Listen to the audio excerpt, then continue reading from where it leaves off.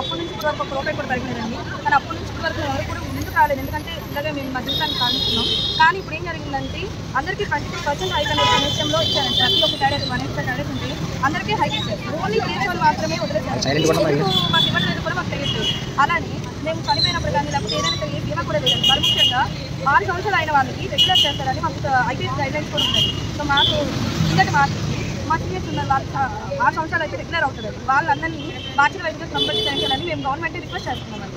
And ఇంకోటి ఏంటంటే ముఖ్యంగా ఏం చేస్తున్నామంటే ఇప్పుడు ఈ రోజుల్లో ఏంటంటే ఇచ్చిన శాలరీ నుంచి మాట్లాడతారని ఎవరికి సరిపోతుంది. ఇప్పుడు ఇంట్లో పిల్లలు ఉంటారు, పిల్లలు వాళ్ళు ఉంటారు, వాళ్ళ పిల్లల్ని పోషించుకోవాలన్నా లేకపోతే వాళ్ళ తల్లిదండ్రులు మంచి ఆరోగ్యాన్ని చూసుకోవాలన్నా ఆ శాలరీ అనేది సరిపోతుంది. సో గవర్నమెంట్ నుంచి మాకు కొంత సపోర్ట్ రావాలి.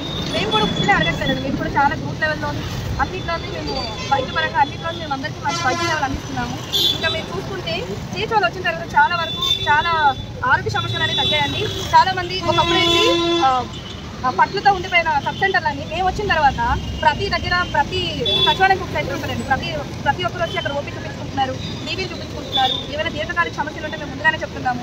అవి క్యాన్సర్స్ ఎవరికైనా ఉన్నా మేము ముందుగానే ఐడెంటిఫై చేసి వాళ్ళు ముందుగానే మేము రిఫరల్ చేసి వాళ్ళకి బెటర్ ట్రీట్మెంట్ ఇచ్చి మేము అవన్నీ కూడా రిక్వెస్ట్ చేస్తున్నామండి. సో అందుకనే మా సేవలు మీరు గుర్తించాలి.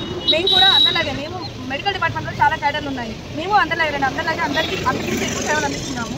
సో మీరు ప్రభుత్వం మా సమస్యలు గుర్తించి మేము ఎందుకైతే ఈ చేస్తున్నాము మీరు మా సమస్యలు గుర్తించి మాకు అంగీకారమైనట్టు మాకు సమాధానం చెప్తున్నాను.